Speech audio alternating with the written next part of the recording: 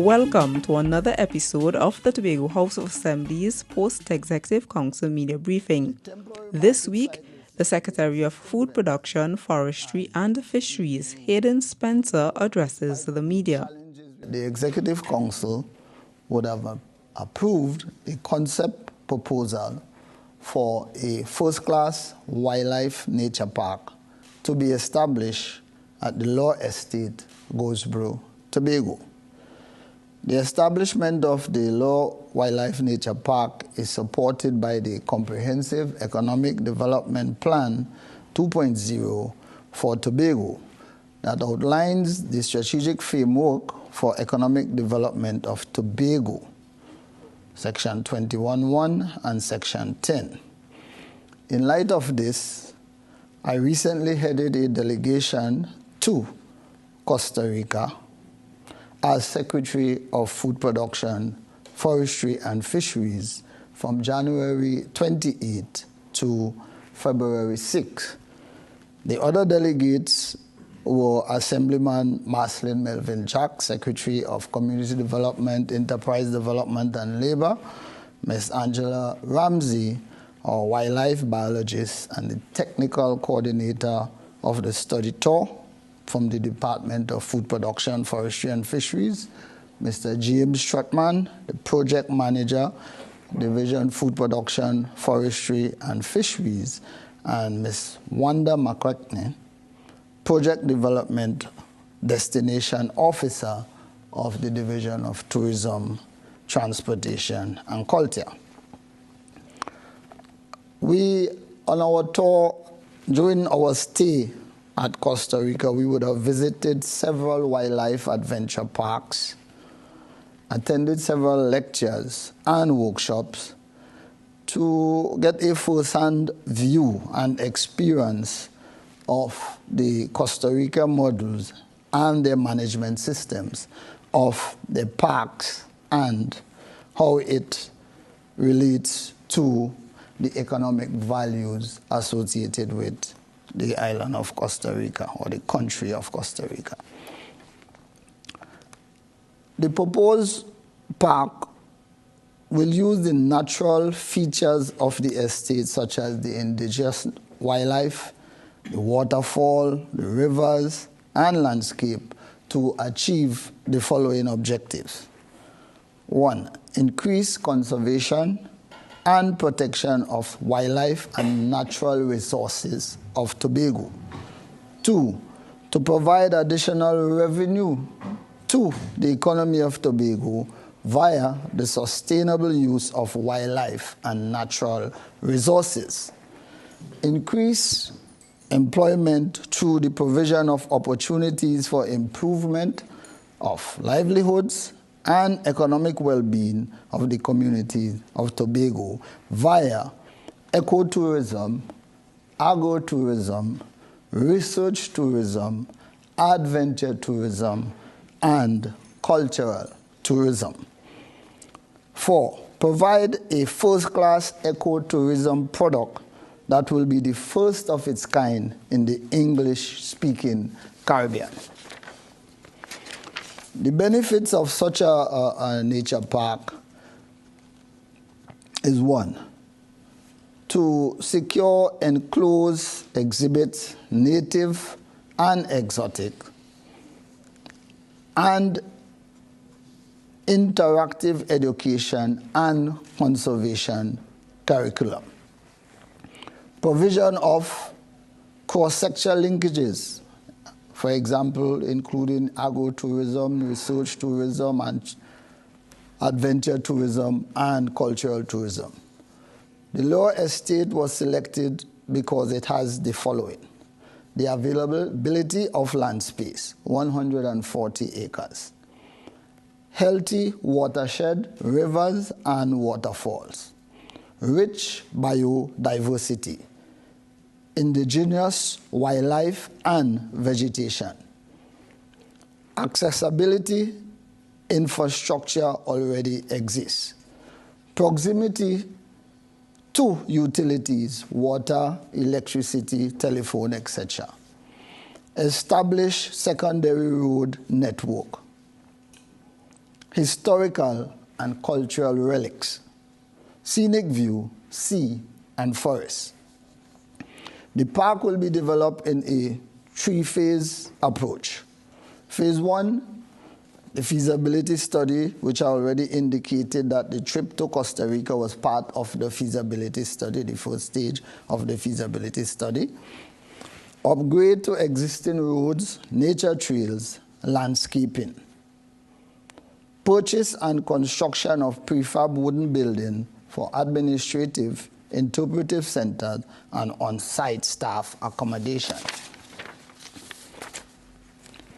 Construction of cage exhibits and of exotic species. Construction of rehabilitation and quarantine stations. Purchase and construction of prefab wooden building, for example, eco lodges and research station. Phase 3, construction of zip lines and canopy trails. The development of a botanical garden and an arboretum. A study tour and partnership discussion with the government of Costa Rica, our ideal model selected for guidance in the establishment of this park. The study tour in Costa Rica is the initial part of the feasibility study, which I mentioned before. Costa Rica was selected as the best model for guidance of the development of the Leo Wildlife Nature Park. A careful and thorough research was done of other countries, for example, Brazil, Africa, Australia, America, and Canada, and Europe. Costa Rica was selected because of the similarity in biodiversity, environment, culture, and tremendous success in sustainable wildlife, nature, and adventure park development and operation. I now move on to, well, this was one of the burning issues in Tobago as it relates to the temporary market site relocation. And I'm pleased to report, despite the challenges the contractor would have had with the inclement weather at this time of the year, even today is a perfect example of inclement weather, right? So the completion date would have moved from the end of February to March 9th. So on the 9th of March, construction work will be completed. The division that is responsible for the installation of tables and for the final preparation of the containers and stuff like that, all that will be completed by the 9th of March. However, the relocation of the vendors from the present Scarborough market to the temporary market will take place at a later date on the verbal request of the vendors themselves. And the reason being that the vendors are indicating, which we all know, that getting closer to the Easter period, it's really uptime on sales for agriculture produce and so on, and agro-processed goods. And, you know, the market is really lively around that time. So they are indicating that it's not a good time to move, and they would have asked to move at the slow period after Easter. We would have had a meeting yesterday because I would have set up a committee in the division to deal with the relocating of the vendors from the present market to the temporary market. A meeting was held yesterday afternoon, and the decision was made that from the 15th of April to the 17th of April, those days will be the transition days in moving from the present market at Scarborough to the temporary market. So the vendors would have agreed verbally, and I'm also expecting it in writing from the Vendors Association. The temporary market site located at Orange Hill Road, Scarborough, it's outfitted with all the necessary amenities to ensure vendors maximum comfort. These include toilet facilities, parking facilities, a fence compound with security personnel. The metal shed was constructed and outfitted to accommodate 250 tables, which comfortably houses the existing vendors and we leave room to accommodate additional vendors who may want to venture into the facility. The shed will house all the fruit, vegetable, provision, and clothes vendors. The containers on site will accommodate fish, meat, seamstresses, cobblers, and food vendors, which we know exists in the present market, the people who make the bake and so on, the breakfast and the lunch and so on. Yes, they will be relocated there also, right? So we left out no one. We would have set up further meetings, one scheduled for next week, Monday, the 6th of March, to really sensitize our stakeholders on the entire process. What is left to be done? To outfit the containers, sanitize the electrical work and the AC installation. Everything is already on site. It's just to finalize the installation of the vending tables. Like I already said, the division would have already prepared those tables, and it's just to relocate them to that location. And the rest of this week, the contractor will be installing the concrete plants to the column of the foundation. And those steel that you're seeing up right there, they have to base them with the concrete. All right? The average cost of the construction is $4.2 million. The current market will be closed after the relocation is completed, where the restoration works will commence, and based on the information given by the project manager, EID Cut, that the restoration project duration will be between 12 to 18 months. I also want to highlight a little on the YAPA program, because I would have given the information that the YAPA program would have been completed at the end of February, and we'd have been looking at graduation in March. However, I wish to inform Tobago and you, the media, about the necessary changes. At present, we have 42 students, and the graduation date will be moved to the 28th of April. This was to allow the additional training program that we decided to include. For example, we have decided that these will be model farmers, and therefore we would have introduced to the training program the entire cycle of value chain development. This is something that the previous YAPA student did not undergo. All right? So in that training program, the students went through workshop and been taught food processing. For example, making things like farine, smoked fish, fish and chicken, pork processing, honey production, forage production, and confectionery making. Also, plans are in train from this group of students to set up the cooperative model.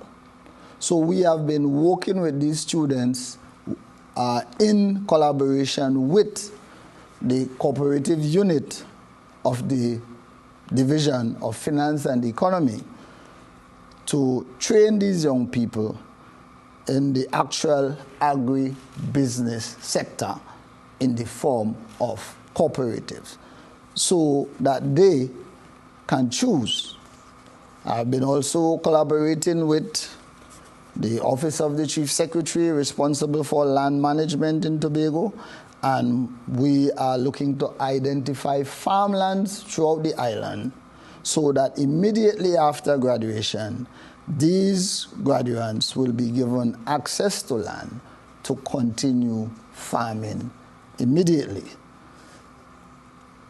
I want to put Tobago on notice that as of the 30th of March, we want to pursue a number of training programs outside of the training of the Kendall Farm School.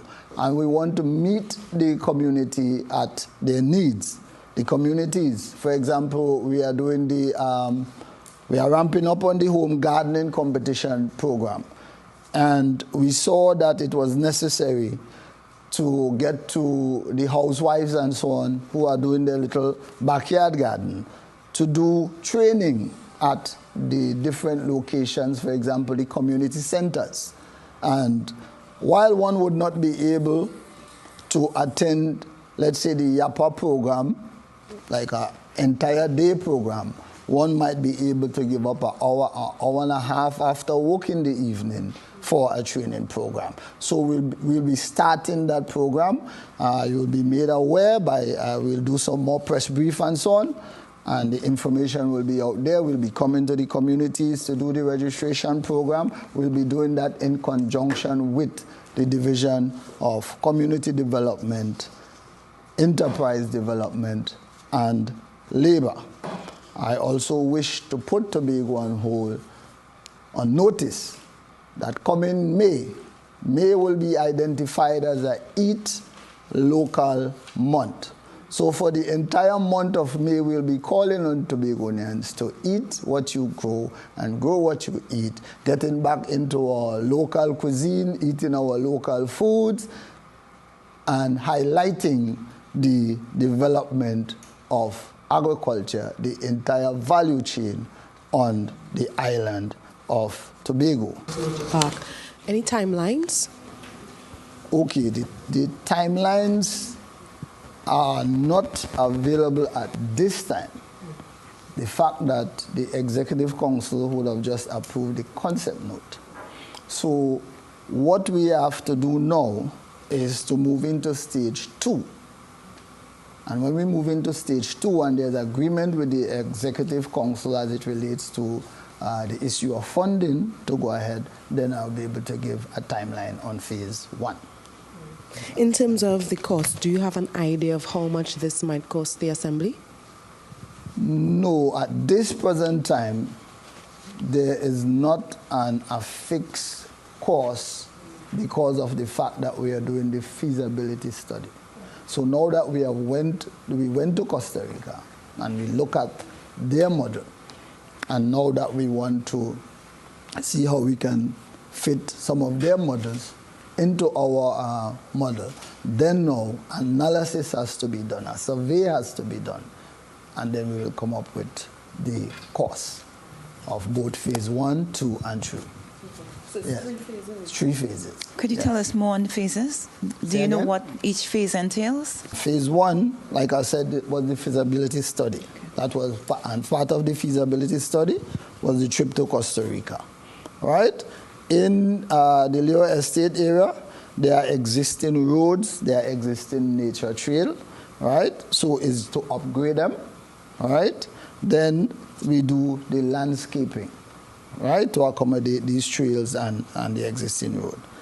Then the purchase and construction of prefab wooden buildings, because when you're doing this sort of wildlife conservation, as we would have learned from Costa Rica, you do not put down concrete structures. You use wooden structures, right? And there are specific reasons for doing the wooden structure to maintain, because you're doing preservation of your whole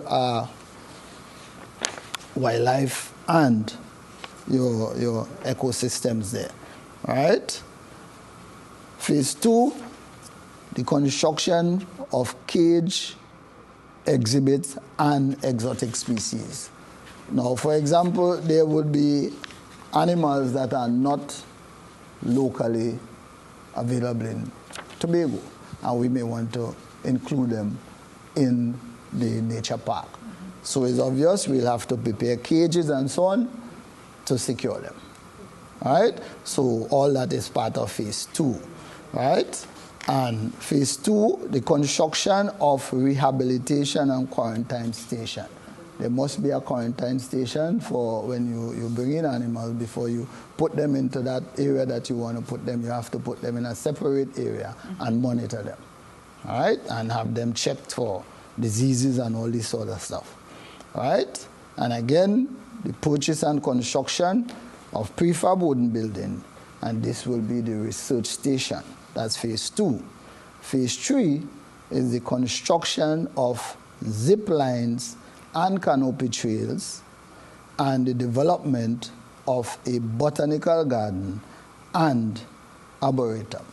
So it's the very same model we're going to be using in the very Tobago? same model we will try to incorporate in the Leo Wildlife Nature Park, so that Tobagonians can have somewhere to go, or visitors coming to the island, because it's very alive at Costa Rica. Costa Rica is very big on tourism, and these places are flooded with tourists, you know.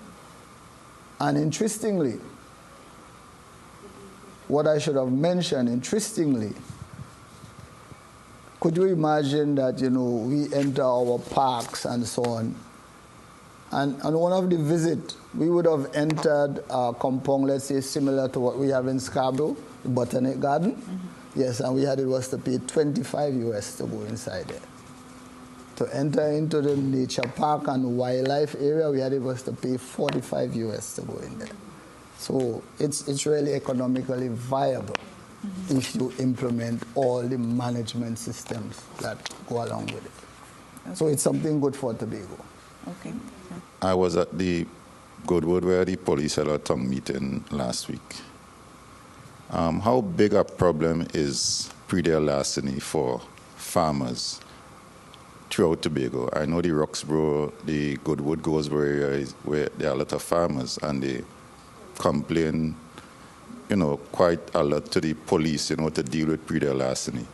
How big a problem it is for the farmers, and as well, how satisfied is the division is in terms of how the police is treating with that type of criminal activity that is taking place, because it is a major concern to the farmers, and they were saying that sometimes they are not satisfied with the response they are getting from the police in dealing with it. First, let me say that the issue of predatory larceny is really a big issue to the farmers in Tobago. It's really a huge issue. And I remember we would have met with an entire team at that national security meeting, and it was discussed at that level. I myself would have also had a meeting with then the commissioner, acting commissioner of Tobago, Mr. Moore, and we would have discussed this issue at length. What has actually happened in the past, the police service would have had what you call a predatory larceny unit, which would have been closely knitted to the farmers. So the farmers making a report would have been given this special attention by the unit, right? The unit was actually designed to operate in that field and that field only. So there was some attention given. However, the information that is coming from the police service that predatory larceny now, because there is not a predatory larceny unit, predatory larceny is now being treated like any other crime. So you make a report, it's a serious crime, so I am assuming that a detective may do the inquiry. And I think this is where the farmer is having the challenge, because it's an inquiry, and you know the police has their way of doing their inquiries. And the farmer believes that, you know, when you make a report of predatory larceny, that you should get this special attention. However, it is not something that we at the division are comfortable with, because, you know, after encouraging you to farm, and, you know, farming is hard work, then someone comes and reap. So that is very difficult. It's a difficult situation for one to accept. However, we will continue our discussions with the police service, and I can give you a hint. We would have met as far as actually getting to the point where we were indicating that if it is possible that the police service can train some officers and we have them attached to the division, and the division will be responsible for them. The division will also be paying their salary, and their specific duty will be that as the function of a pre-larceny squad. However, we was informed that that will take a number of legislation. Right? So we did not give up. I know the police service under the Tobago arm of the police service under Commissioner Garfield Moore, they are working feverishly to see how best they can treat with this situation. So in spite of the long-term arrangement, we are still looking at whatever short-term solution that can be put in place. For example, you know, many a times the police officers, like a patrol going out, they pay more attention to the community and not into the remote areas where farming is taking place. So we were just wondering if, you know, the possibility exists.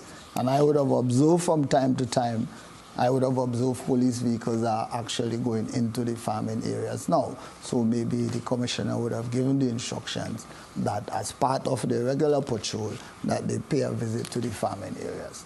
So we should see short term that might put a little mitigation in place. But if, you know, you and I know that in the night is when all these real pre-larceny is going to take place. And in the night, it becomes very difficult. If you do not have a specific unit to have the information, have that intel information, and do stakeout and this kind of thing, then a patrol, remember, you're just passing through. And if you pass through this hour, what happened to the next 2 hours, the next 3 hours? Anything could happen. So it's a serious issue. And I want to say to the farmers of Tobago, I understand what they are going through, you know, and I was even saying, I had this conversation with a farmer recently. I'm speaking to you now on this study tour of Costa Rica. You know, I do my little farming at home. And I was saying, you know, I was saying to him, I spent 2 weeks in Costa Rica, and I was looking at a bunch of plantains that I have at the back of my house there, filling up. And when I came back from Costa Rica, it was gone. Yes, so this is the kind of situation that is going on out there. So it's very serious. It's not a joking matter. It's very serious. And we at the division, we will do our best, because what we would have done also from a division perspective, we would have went back to all the farming district with our extension officers and did a recording of all.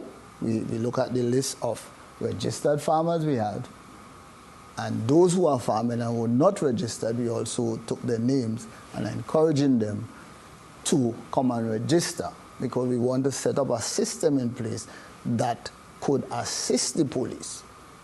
So in other words, if you are a registered farmer and you have your farmer's badge, you can actually show the police, well, I'm a farmer, this is my produce. If you are not a farmer and you don't have a farmer's badge and you are selling produce and we do not have you on our list as a farmer, then you have to account to the police as to where you got those goods from. So these are some of the ways we are trying to assist.